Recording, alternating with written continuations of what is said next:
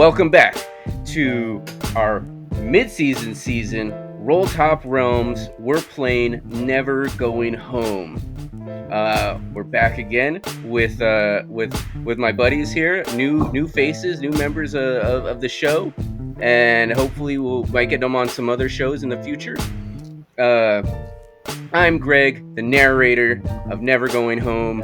I'm also the DM for Curse of the Crimson Throne and some player on Kids on Bikes and on City of Mist. So if you like this show, maybe go back, check those out, give us a like and a subscribe, maybe comment. And let's introduce our players again. So, Charles, go first. Introduce yourself and let us know who your character is. And remember that we want to know what your origin of fear is as a player. Like, where do you think that comes from? But yeah, introduce yourself and your character. What's up? My name is Charles. I play Isaiah Cross, and I guess say the origin of fear. Maybe I guess it's maybe emotional. I mean, a lot of things when it comes to fear is really, really personal. Like, it's a personal preference. Like, some people scared of snakes, some people scared of spiders. So it's more of I feel like it's an emotional thing. Like me, I don't believe in ghosts or none of the superstition things. I just don't believe in it, so I don't fear it. So I feel like it's more of an emotional thing. Fear is like irrational, and it is driven by emotion. Yeah, I'm a total wuss and superstitious, and I definitely believe in spirits and shit. And that's why if I did go ghost hunting, I would definitely bring backup with me, because spooky shit is bound to happen. You'd better invite me if you go ghost hunting. I swear, I will be so angry if you don't at least entertain the notion. Yep. That would be a great show. I think that's something we should do that. We should do Phasmophobia. We should do Phasmophobia for real. Okay. I'm just saying. Okay. And that voice. Who's that voice who just talked? So, hi everybody. I'm Brendan. I'm a new player here on the channel. I do a little bit of DMing on the side. A little bit of some private gaming going on, but hopefully, if you stick around on the channel, you might see my face, hear my voice a little bit more. I play Sergeant Voorhees. Yes, after the Voorhees. And as far as I'm concerned, the origin of fear is it's learned. It's learned behavior from previous experience. So, as a kid, you don't innately know not to stick your hand on top of the stove, right? Or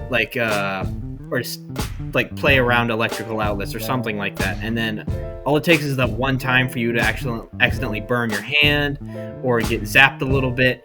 And now, oh crap, if I behave like this, if I do this thing, I could get hurt. So now I'm going to be afraid of doing that in the future. Yeah, excellent point. Yeah.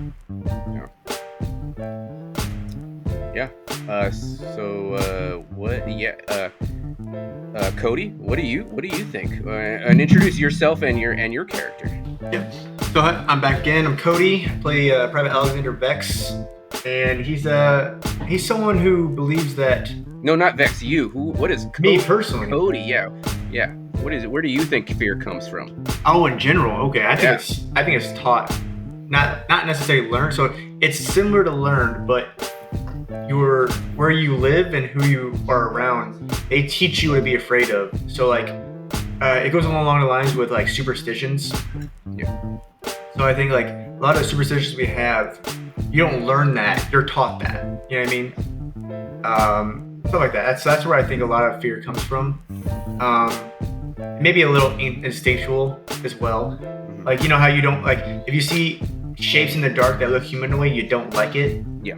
And it's not really learned or taught. That's a little instinctual. So it's it's a little mix of both. No, totally. Yeah. So you have Yeah, absolutely. Like dolls. Like you hate dolls. Everyone hates dolls. But if you see a porcelain doll in your house and you flip on that light, you go, oh, fuck. No, totally. Yeah, I think that's the nature of humanity, is a little bit of nature versus nurture. John, Well, you introduce yourself and your character, and what does John think the origin of fear is? Okay.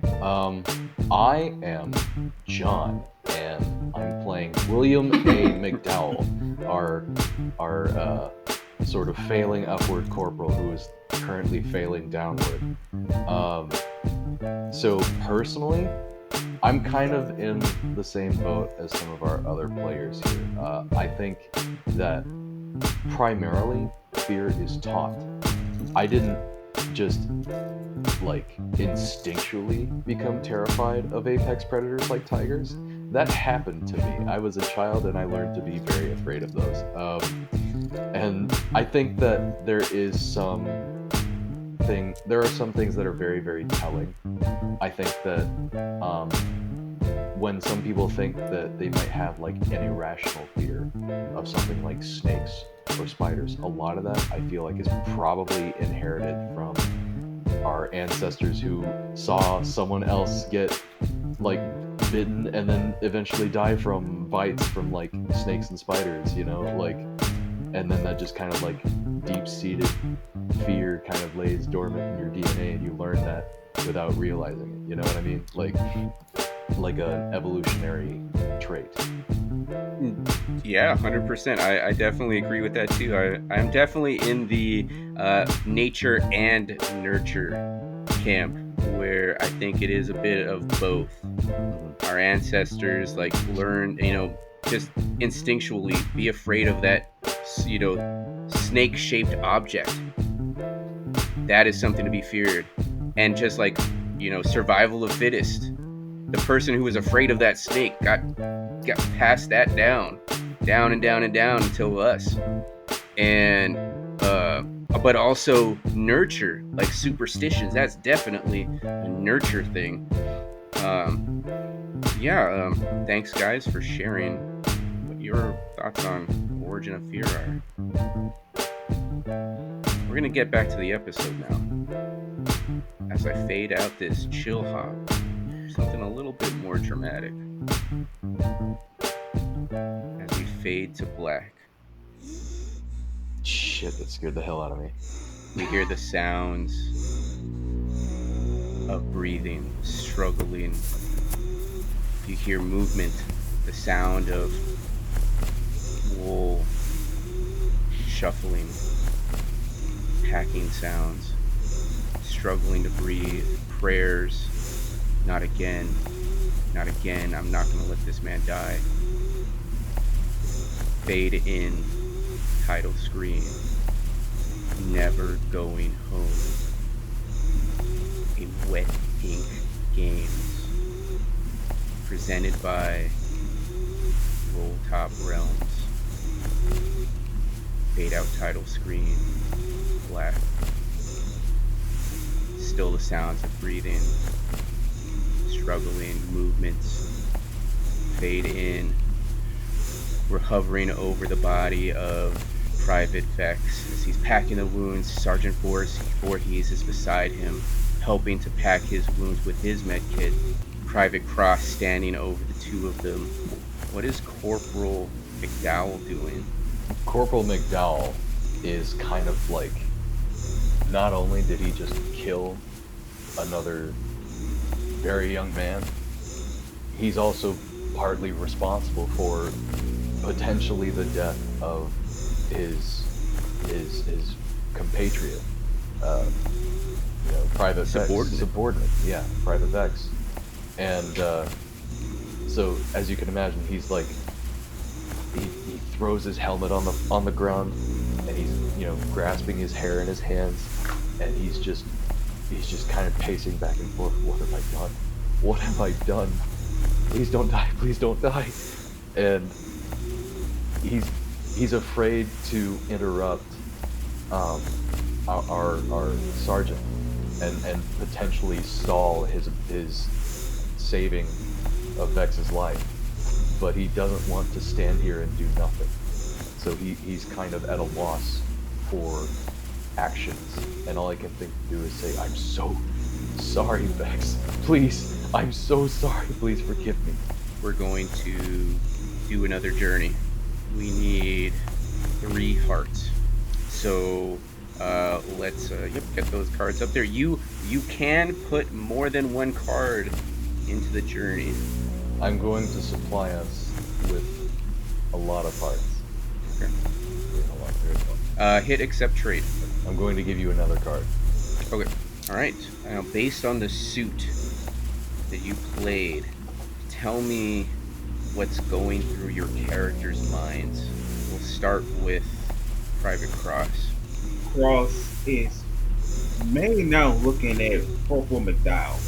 He's more in wonder and confusion. He's supposed to be a rank over me. Why is he panicking? This happens. This is war. He, in a way, he almost wants to tell him shape up, but he's gonna remain silent. Sergeant Voorhees, you have your hands in your kit, and you're helping. You're packing his wound. You're trying to dress his wound. You've noticed that he's bleeding. The bullet's gone through. The projectile's gone completely through the body. So you're fumbling, turning him over. He's packing the front of his body, and you're working on his back. Based on the suit of your card, what's going through your character's mind?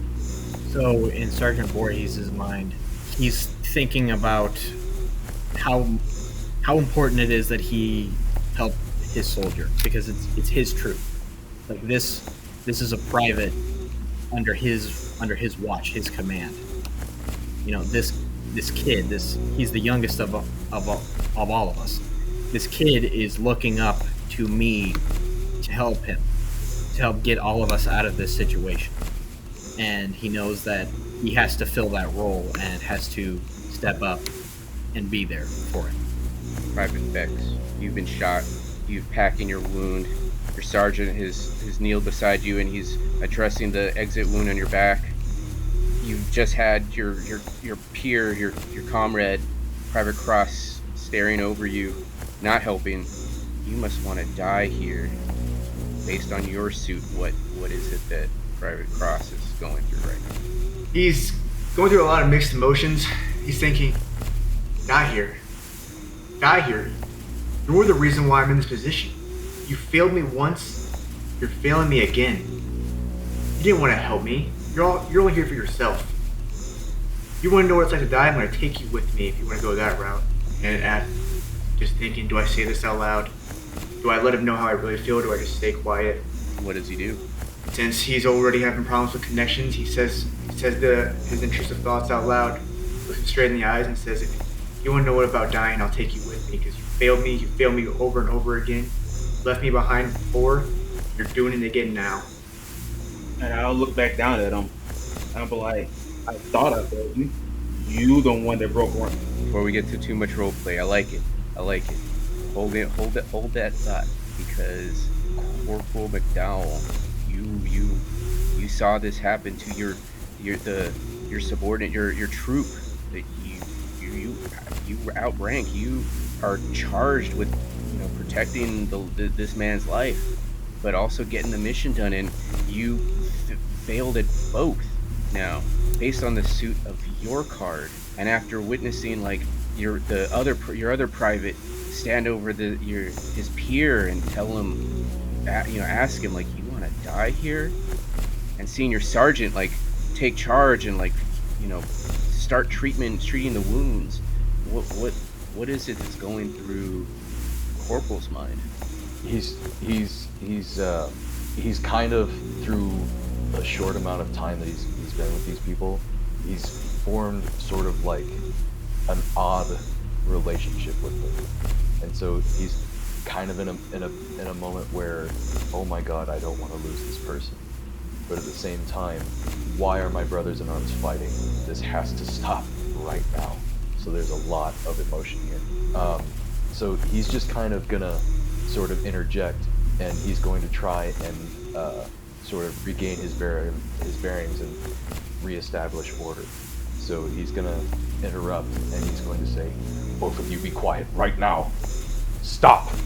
If you're not going to help, you need to step aside and shut the fuck up. And then he's going to ask how he can assist the sergeant. Alright, so you did succeed at meeting the requirements. Sergeant Voorhees, you're performing ttrpg on your fallen troop. The corporal has joined you in aid.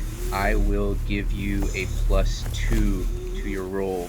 You need a target number, so you're gonna roll your dice for your medical check.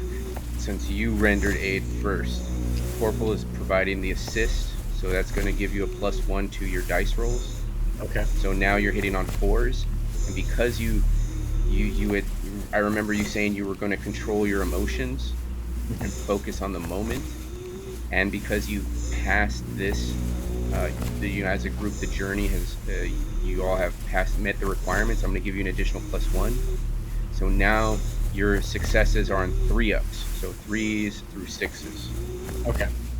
So let's take a look at your character sheet. And again, since we're still all learning the game, I'm gonna kind of just throw the sheet up there. This is not you, wrong character. So we're looking at your character sheet there. So knowledge. So the last time we were here, I sacrificed a card. That's right, you did. In knowledge. And as a result of that, I've basically shut down all of my emotion in the moment just so I can focus on what needs to be done. So that gives me a plus dice, and that leaves me with 2, with a total of 3. So I'm going to roll 2 dice with a 3rd in reserve. Those of you who have suffered, and I think everybody has suffered some corruption at this point. Mm-hmm. Now, your characters are continuing to hear this unsettling transmission coming from unknown sources at this point, because no one's really, investigated too deeply.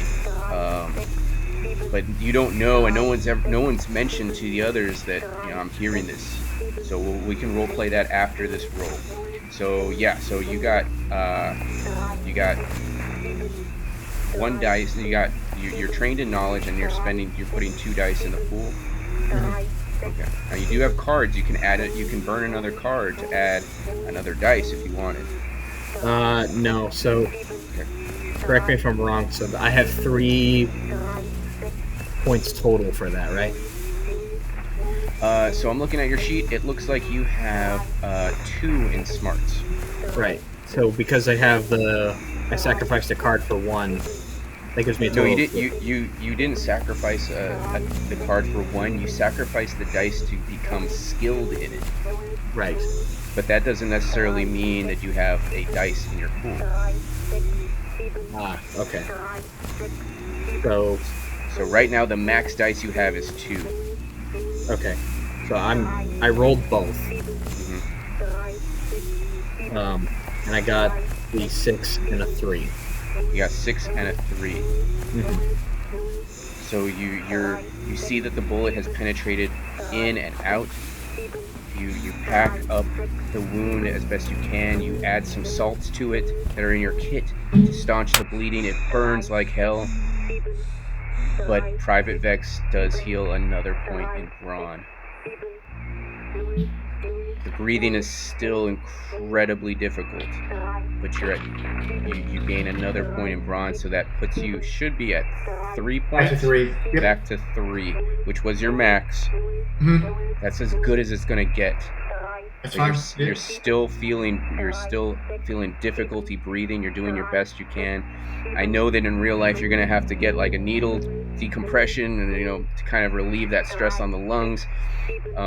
I don't know if that was something they had in kits back then, but we'll just, for the sake of hand waving and continuing, we'll just Hopefully it hit me in the shoulder and not the lung. we'll just move that bullet from here to up here. So you're but you got your brawn back up to 3. Yeah.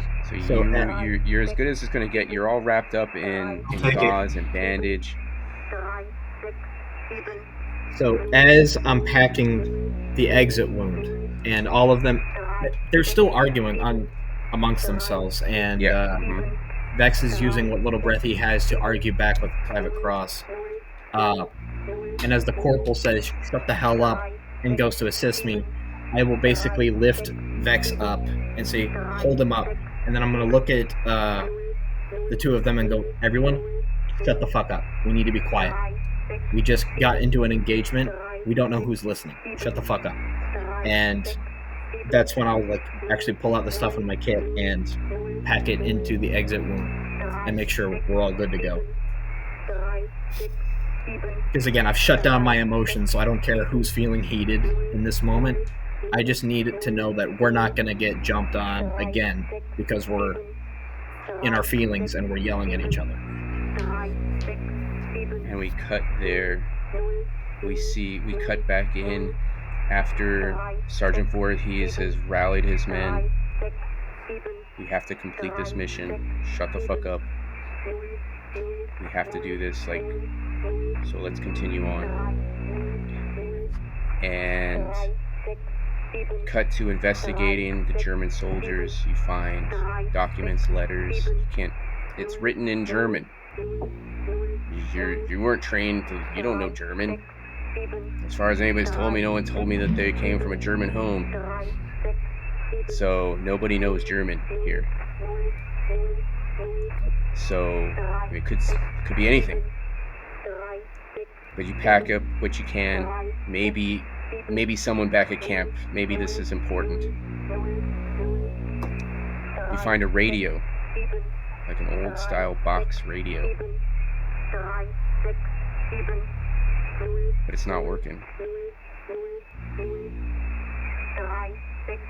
Now each of you are hearing this. No one's mentioned anything. Maybe you don't want to. Maybe you don't feel like if I mention this, they're gonna lose confidence in me. I gotta just focus. Just keep going. Just focus. Block it out.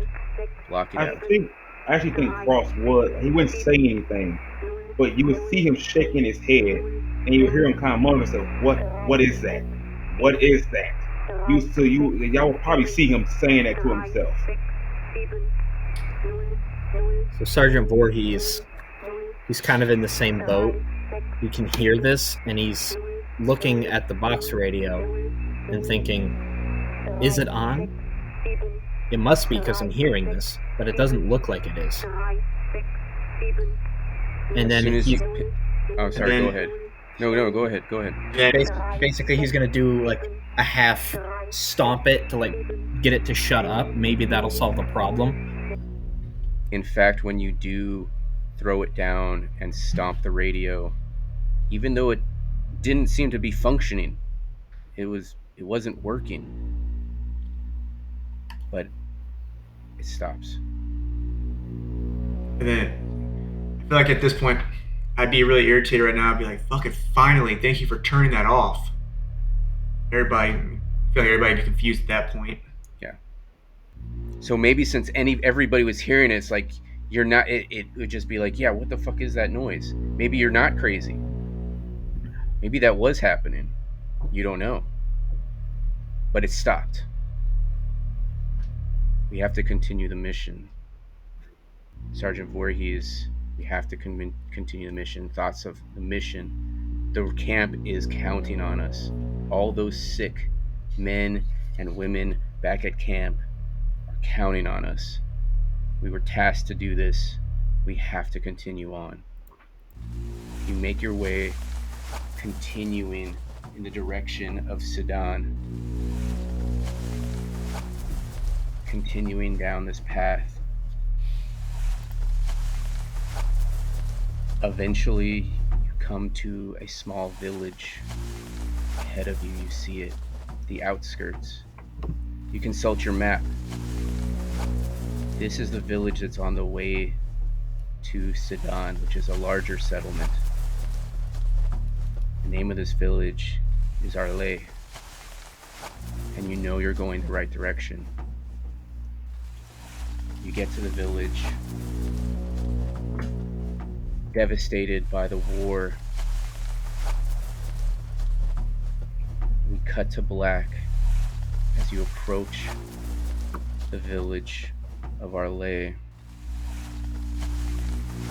We fade in. Incident 3. And its breath was icy and moldy and dank. We cut back. What is the marching order now? So Sergeant Voorhees is normally in front, but at this moment, he's still like, okay, we need to focus on what we're doing.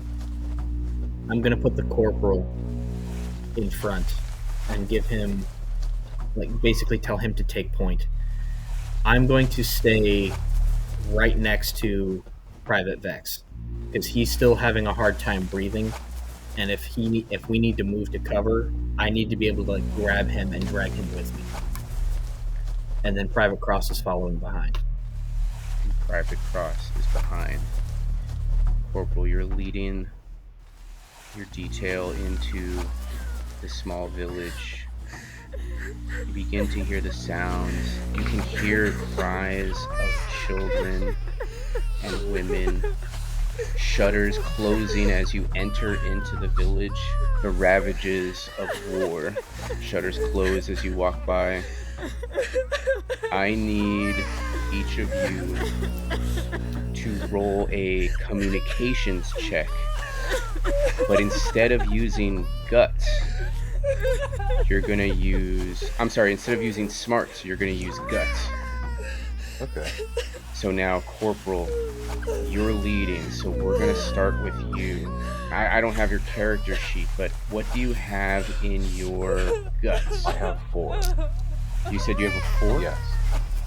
So now, communications. Are you trained in communications? I am not. So you'll how do you want to allocate your resources? You can burn a card to temporarily gain the training. You're not going to add a dice to your pool, but now that it's trained, you can allocate more resources to it. Yeah, I'll burn a card for him. I'll give you this one. The target number is 2.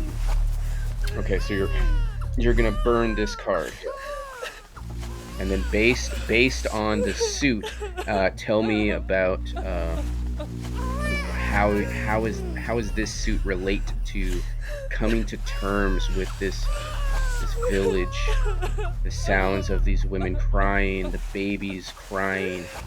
Suddenly, the baby's cry stops.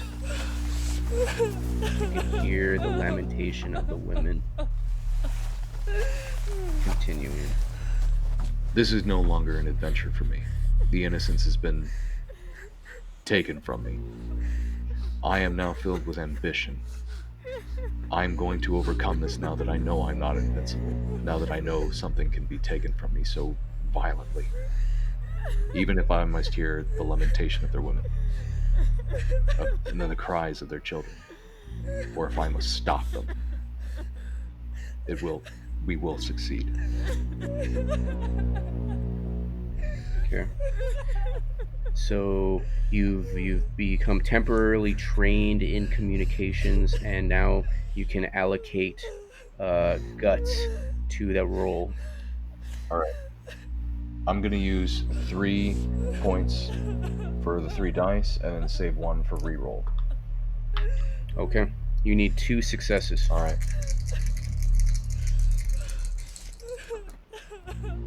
I have a 5, and I'm gonna use my extra die to reroll the 2, the 1, and the 3.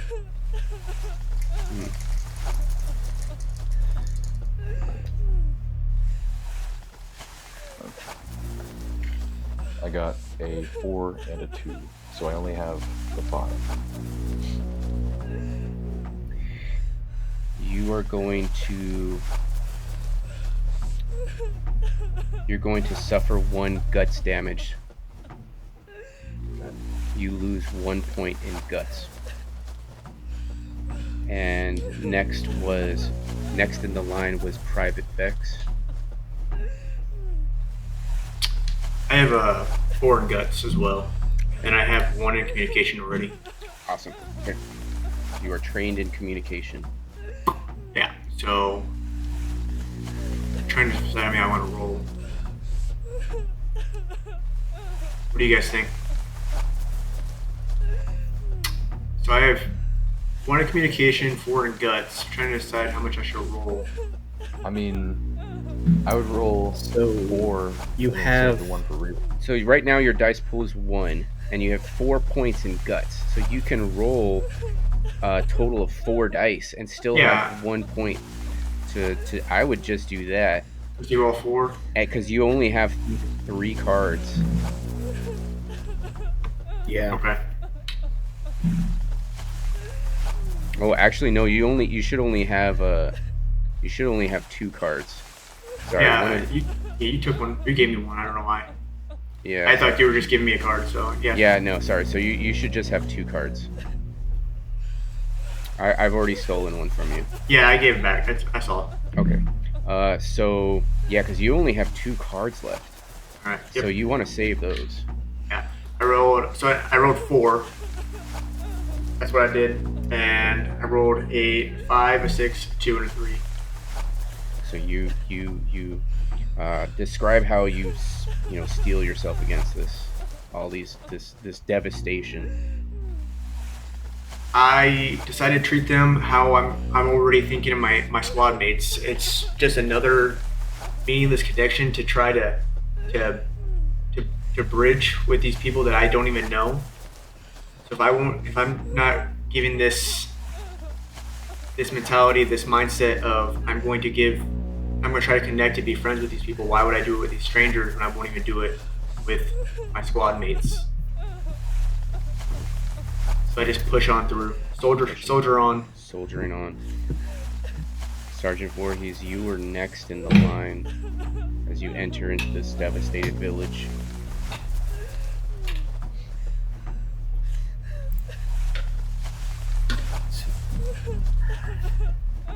So I'm not trained in communications, but I do have 4 guts. Yes. And you do have 4 cards. So if you wanted, you can burn a card and temporarily gain that skill, not that any dice, and then you can start allocating points from your guts over there. Again, viewers, we're still learning this system, so I'm just kind of we're all learning as we're going through. So hopefully you're learning something as well. Sergeant Voorhees, what do you decide to do? I feel like the 4 points is enough. Okay. So you're gonna put a point in communications using guts, and then roll 3 dice. Remember, the target number is 2. You need 2 successes. Yeah. Would that give me any dice left over in case I need to reroll, or is that? No. No. Yes. If you're gonna roll 3 dice, you're not gonna have any resources left over. Okay, so I'm gonna roll 2 with 1 in case I need to reroll. All right. So I've got a 5 and a 3. Okay. I'm gonna spend that last dice to try and succeed, and I got a 6. So, walk us through how Sergeant Voorhees soldiers on. So I do not have a connection with these people. My heart does go out to them, especially seeing how this war has affected their homes. But my main concern is my men. It's the privates, it's the corporal, and it's all of our squad mates all the way back in our line that are relying on us to get the medication and hopefully make it back to them in one piece so they have a shot at living. I can't allow myself to feel emotions for these people. I have to push through and I have to get the job done. So you succeed. You do not take any damage to your guts. Private Cross, you're at the rear of the line again. But these men must trust you to be at the end, watching their backs. And you see the back of their heads. They're completely vulnerable to you. and you're seeing all the devastation of this village. You can hear the cries of the babies. Suddenly, a baby's cry just goes silent, just silent. You can hear the cries of the women. You've taken some damage to your soul, to your humanity. So I need you to roll a communications check using guts instead of smarts. You have a guts of 3. Yeah. And I'm not trained in that, so. And you're not trained in it. So you'd have to spend, unless you want to burn a card, you can spend. You can burn a card to temporarily gain communications as a skill, and then assign dice to it using guts, or vice versa. And then after the roll, you can even burn a card to re-roll your dice. I'm gonna burn a card to temporarily gain the skill. All right. Go ahead and put that card on the board. And then based on that card, we'd like to, hear what is Private Cross digging into to kind of get through this. Right now, this to him is just noise. Like I said, the noise, I heard noise before. There was that radio static. Thought was going crazy, then it stopped. So to him at this moment, there's just more noise in his head. So he's like, I'm gonna ignore it. I'm gonna push through it because to him it doesn't really matter right now. Okay. So now you are trained in communications. You have 3 points in guts. You can assign 2 dice to it and still have 1 dice left over or 1 point in guts to re-roll it, or you can roll all 3 and re-roll using a card. Up to you. I'm gonna roll 2 and save 1. All right. 6 and a 1. All right. You have 1 point remaining in guts. You I'll need re-roll 5 one or again. 6. 6. So, yeah, this doesn't matter. It's just noise. Just like that radio. It's just background noise. Just like you said, it's background noise. Block it out. You make your way through the village, looking through the ravaged ruins of these houses. People are staying away from you. They don't want to be this. They don't want to be here. They don't want this war at their doorstep. They hide away from you. You're not able to reach out. You might not even want to reach out to them. You're just looking for medical supplies. You don't find any here, but you're confident that there has to be something in Sedan. There was some kind of there was a church. There has to be a large church there, or a hospital. Something in Sedan. It's a larger town. It's not a village, it's a town. It has to be there. So you make your way through the village of Arles. We fade to black. Incident 4. And it killed so speedily and gloatingly greedy. We fade back in as you're making your way through the outskirts of town. You can see 2 men ahead of you. They're wearing French uniforms. As you approach them, you can't see their faces. It's midday now. The sun is is shining behind them, so all you see is their silhouettes, but you hear the French trench whistle.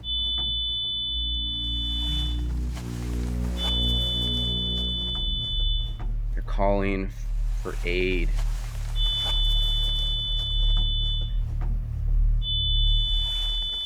Same marching order, Sergeant? Yeah, same marching order. Same marching order. Corporal, I need you to do an investigation check. Ooh, I can do that. I'm trained in it. Ooh, I'm trained in that. Yeah. So I will use 3 die and save my 1 for Oh, sorry. rerolls. Sorry, go. Can you repeat that? I will use 3 die and save 1 for reroll because I have 4 now 3 guts, but I have 1 for investigation. So Okay. here goes the roll. A 6, a 4, and a 1. I'm going to re-roll the 4 and a 1. I got a 3 and a 1 this time, so I have 1 6. And since you've re-rolled, you cannot modify the dice anymore.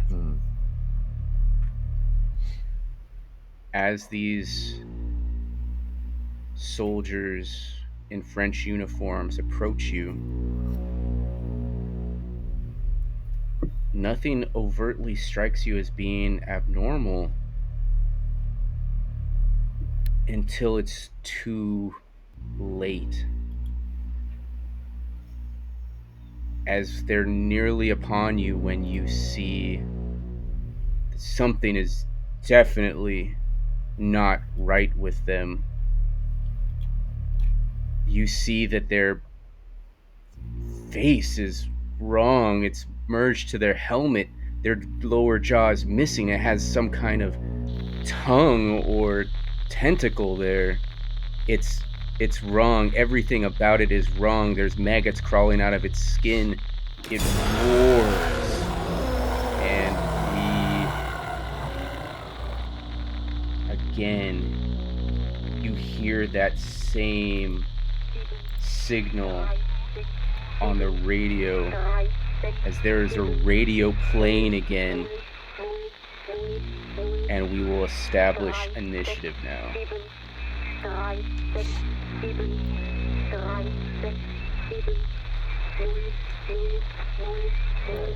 Passing you a card. Passing me a card? Okay.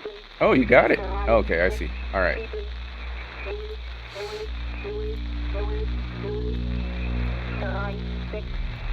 All right. Hold on, passing a card. Hold on. Okay. All right. Okay.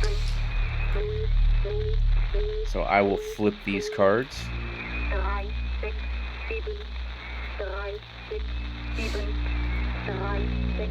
All right. Again, we have a king of diamonds and a king of hearts.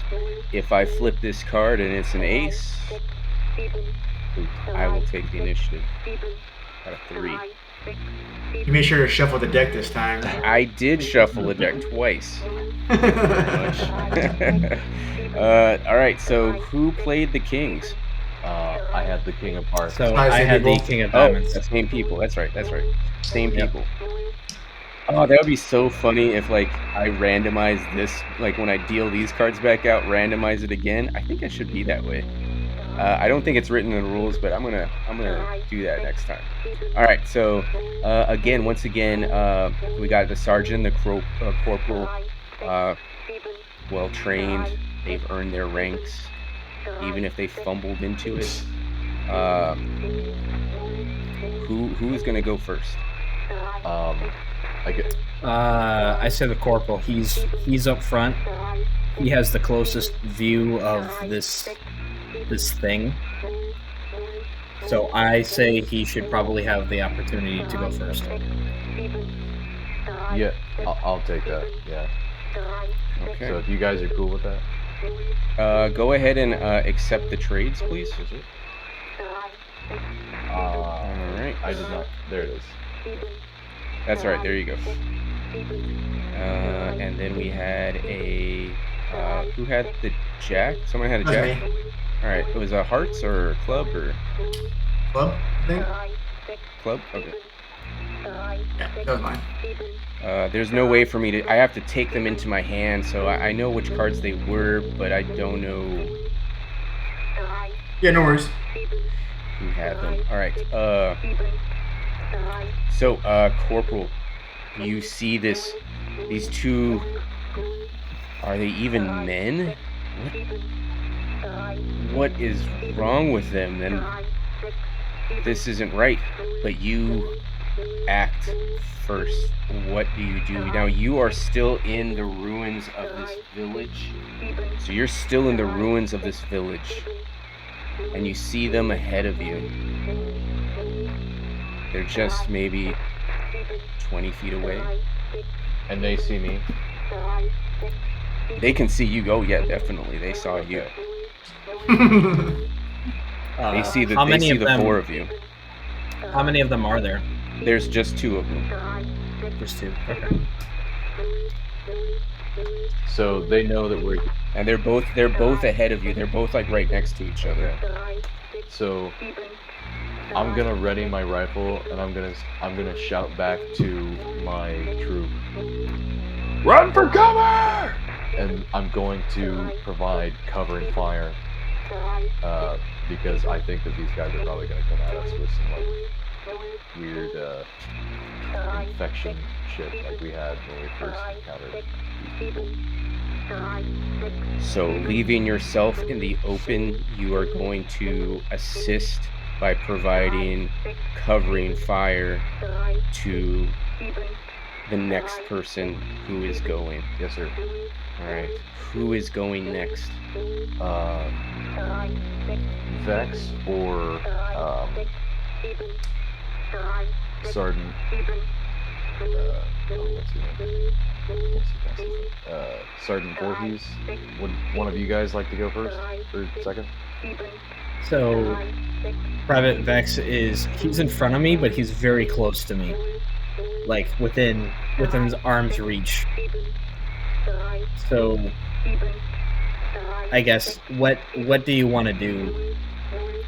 Like, because he just shouted, "Run for cover," so is that what everyone wants to do? And he's told you to run for cover, and he's providing suppressive fire is what or covering fire. So, which is kind of haphazard fire. It's not like well trained, like targeted fire. It's more like a distracting sort of fire. Mm-hmm. Hold the village again. Sure. There's a lot of cover. There's lots of cover, and they're probably like maybe 30 feet from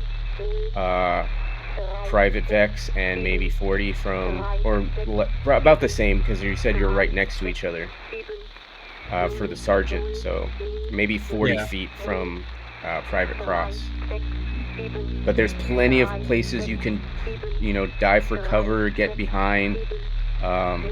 You don't see that they're carrying any kind of weapon that are in their hands. I'll go. That's fine. I tell I grab Sergeant Voorhees' hand and point to the rubble near us that's off to the side of the road. And I tell him we need to hunker down and set up right here to get a better vantage point, so we don't shoot Corporal, and we have a better chance to engage our enemy in front of us. So I tug him over to where we're going, but it's obviously, with me being injured, it's a slow pull to get his attention.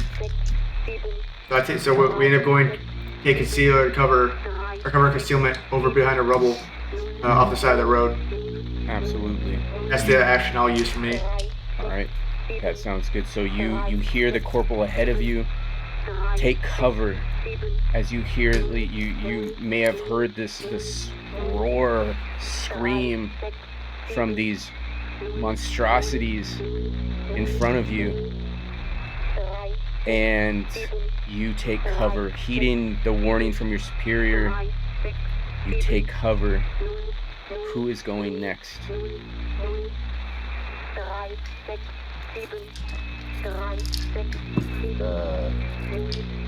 So remember, Corporal has taken, used his action to provide cover and assist. So basically, you're gonna get a +1. Who's going, if you want to utilize it, you get a +1 to your next roll. So I pulled Sergeant Voorhees to cover with me. So we're behind cover now. So that's where we're at now. So I think Sergeant should go next. Okay. since he's already behind cover. Okay, yeah, because you pulled Sergeant with you, so you're both behind cover. You're both benefiting from the cover. So if I'm going next, right? Yeah.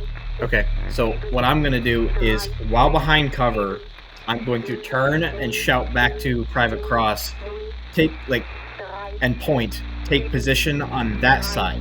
So we're not all hunkered down behind the exact same spot. Like, take position behind cover over there, and then I'm gonna bring my hands back to my rifle, aim over the cover, and take a shot at the guy who's closest to Corporal, along with him as he's providing cover and fire. So you got dragged over behind cover to one side of the street with Private Vex, and you motion to your signal to Private Cross, take cover opposite side of the road. You raise your rifle above the cover. You're steadying your shot, and we'll see how well your aim is next time on our mid-season season of Never Going Home, a Roll Top Rums podcast, a Wet Ink Games produced product. Loving it. We'll see you next time. Bye for now. You come back now, you hear? Come back now, you hear? We'll find you.